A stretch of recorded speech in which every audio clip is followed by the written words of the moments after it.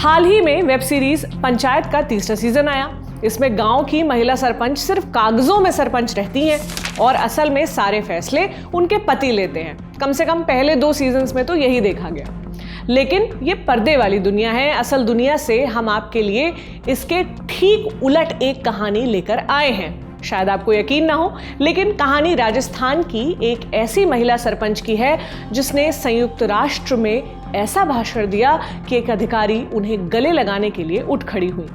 इस सरपंच ने गांव की बंदिशों से ऊपर उठकर सैकड़ों खिलाड़ियों के हाथों में हॉकी स्टिक थमाई, प्लास्टिक का उपयोग कम करने के लिए 30,000 बर्तनों का बैंक बना दिया, पर्यावरण के लिए शादी को पेड़ लगाने के नियम से जोड़ दिया, जो खुद कौन बनेगा करोड़पति के मंच तक पहुंची और जो पैसे मिले उसे गांव में बच्चों के लिए प्ले स्कूल खोलने में लगा दिया।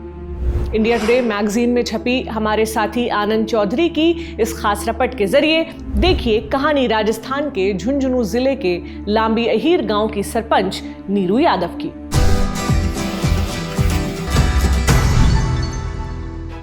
नमस्ते, मेरा नाम प्रतीक्षा है और आप देख रहे हैं इंडिया टुडे हिंदी। 3 अक्टूबर 2020 को नीरू लांबी अहीर पंचायत की तीसरी महिला सरपंच चुनी गई।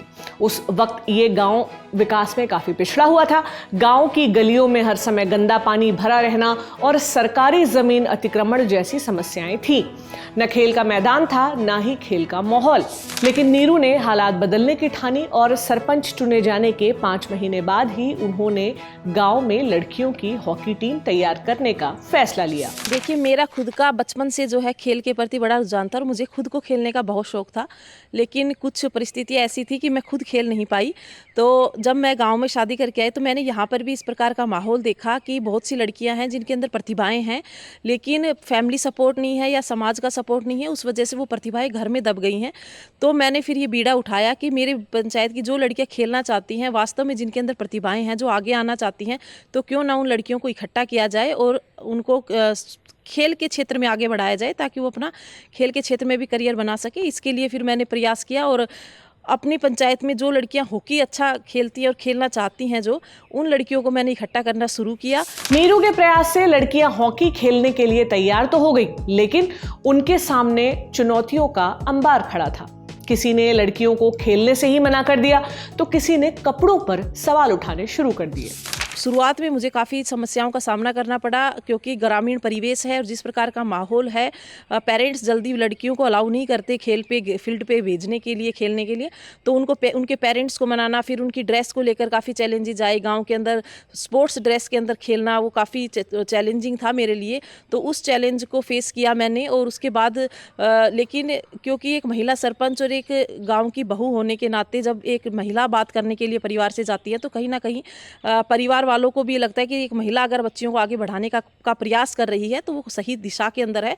तो उस चीज़ को लेकर के पेरेंट्स माने भी और उन्होंने अपनी बेटियों को खेलने के लिए ग्राउंड पर भी भेजा और मैंने फिर अपनी पंचायत में लड़कियों की एक हॉकी की टीम बनाई, जिसके लिए मैंने जो सरपंच का अपना मानदेय है वो मैंने इनके लिए डोनेट कर रखा है। करीब 1 साल तक नीरू अपने खर्च पर लड़कियों को 8 किलोमीटर दूर पचेरी गांव में सिंघानिया यूनिवर्सिटी के मैदान पर हॉकी खिलाने ले गई। लेकिन रोज इतनी दूर जाना संभव नहीं था। ऐसे में उन्होंने गांव में ही मैदान बनाने की ठानी। इसके लिए गांव के बाहर अतिक्रमण का शिकार हो चुकी 46 बीघा जमीन को मुक्त कराया। इसके बाद राष्ट्रीय स्तर पर खेल चुके सोमवीर राठी को कोच नियुक्त किया। इन प्रयासों का नतीजा ये रहा कि लांबी अहीर गांव की हॉकी टीम की 3 लड़कियां नेशनल लेवल पर खेल चुकी हैं। गांव की लड़कियों की जिंदगी में इन सबसे क्या बदलाव आया, खुद उन्हीं से सुनिए। मैम नहीं होती तो हम हॉकी कभी खेल ही नहीं पाते। हॉकी के बारे में हमें कुछ पता ही नहीं चलता। इस वक्त तो हम घर पे झाड़ू पोछा कर रही होते अगर मैम नहीं होती तो। इन्हीं की वजह से, ये ग्राउंड अच्छा होने की वजह से हॉकी स्टिक वगैरह, बॉल वगैरह सब कुछ इन्होंने ला के दिया है, तभी हम ये कर पाए हैं, खेल पाए हैं, ग्राउंड तक आ पाए हैं, घर वालों को मना पाए हैं, आंटी ने मनाया है, तभी हम ग्राउंड में आए हैं। और अब हमारे लिए कोच भी रखा है, वो हमें बेस्ट प्रैक्टिस करवा रहे हैं। ये तो थी हॉकी की बात, लेकिन क्या नीरू यादव की कहानी सिर्फ हॉकी तक ही सीमित है? बिल्कुल नहीं।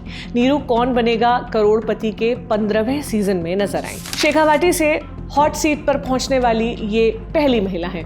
11 सितंबर 2023 की रात 9 बजे केबीसी में अमिताभ बच्चन के सामने उन्होंने गांव की लड़कियों और महिलाओं के विषय पर बात की, और सिर्फ बात ही नहीं की बल्कि यहाँ से जीते हुए पैसों से गांव के बच्चों के लिए अत्याधुनिक प्ले स्कूल बनवाया। देखिए, जब मेरे पास स्कूल से स्टाफ आया और जैसे कि पूनम मैडम ने बताया, इन्होंने बताया कि हमारे स्कूल के अंदर प्री प्राइमरी है और उसके लिए रूम्स तैयार नहीं हैं, तो मैंने इनको कहा कि हम रूम्स आपको अवेलेबल करवा के देंगे। तो फिर पूरा ये कंप्लीट सबसे अच्छा जो पेंटर मुझे मिला वो उसको मैंने हायर किया और उससे हमने ये रूम तैयार करवाया है, दोनों रूम। और उसके लिए मैंने जो केबीसी से जो प्राइज़ मनी मैंने जीती थी, उस प्राइज़ मनी को मैंने इस स्कूल के में ही लगाया है, प्ले स्कूल तैयार करने के अंदर। पर्यावरण को लेकर भी नीरू की सोच काबिले तारीफ है। उन्होंने गांव को प्लास्टिक मुक्त बनाने के लिए 30,000 बर्तनों का एक बैंक बना दिया, जो शादी ब्याह जैसे कार्यक्रमों में निःशुल्क उपलब्ध कराया जाता है। उन्होंने अपनी पंचायत में मेरा पेड़ मेरा दोस्त की मुहिम शुरू की। बुहाना और सिंघाना तहसील के 160 सरकारी स्कूलों में 21,000 पेड़ लगवाए। इसके अलावा गांव में हर साल होने वाली शादियों में नव दंपति को कन्यादान के तौर पर 2 पेड़ दिए जाते हैं, जिन्हें लगाने से लेकर उनकी देखभाल की जिम्मेदारी उन्हीं की होती है। पंचायत की ओर से मैरिज सर्टिफिकेट भी तभी जारी होता है जब दंपति ने कम से कम 2 पेड़ लगा दिए। इसके अलावा पहले बरसात का पानी इधर उधर बह जाता था, उसे अब गांव के बाहर बने कुएं में डालकर ग्राउंड वाटर रिचार्ज किया जाता है, जिसका पानी पूरा गांव पीता है। मेरे माइंड में भी एक ये था कि अपनी पंचायत को प्लास्टिक फ्री मेरे को करना है, तो उसको लेके, क्योंकि सिंगल यूज़ प्लास्टिक बहुत ज़्यादा यूज़ होता है, हमारे गोवंश के लिए भी अच्छा नहीं है, पशुधन के लिए भी हमारे लिए अच्छा नहीं है वो। तो उसको लेकर के फिर मैंने अपनी पंचायत के अंदर एक बर्तन बैंक की स्थापना की। एक प्रयास किया हमने ये कि हम जो इतने ज़्यादा मात्रा के अंदर प्लास्टिक हम यूज़ करते हैं, तो उसको कैसे धीरे धीरे हम कम करें। नीरू देश की पहली महिला सरपंच हैं जो सच्ची सहेली महिला एग्रो के नाम से किसान उत्पादक संगठन यानी FPO चलाती है। इसके जरिए ग्राम पंचायत के किसानों को खाद, बीज जैसी सामग्री कम दामों में मुहैया कराई जाती है। उन्होंने प्रधानमंत्री कौशल विकास योजना के तहत गांव की 10 लड़कियों को ट्रेन किया और MNCs में नौकरी दिलाने में मदद की। इस साल की 3 मई की कहानी भी बड़ी दिलचस्प है। नीरू अमेरिका में थीं और यूनाइटेड नेशंस के मुख्यालय में उन्हें CPD यानी सतत व्यावसायिक विकास के सेशन को संबोधित करना था। पहले उन्होंने संस्कृत में शुरुआत की, फिर हिंदी में अपनी बातें रखी।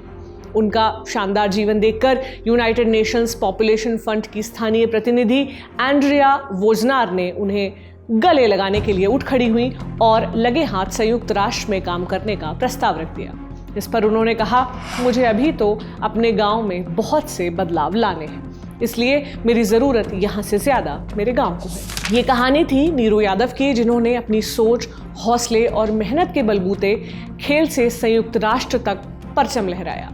ये वीडियो आपको कैसा लगा हमें कमेंट बॉक्स में ज़रूर बताएं। क्या आपके आसपास भी ऐसी ही कहानियाँ हैं? अगर हाँ तो कमेंट बॉक्स में ज़रूर मेंशन करें, हम आप तक ज़रूर पहुँचेंगे। शुक्रिया।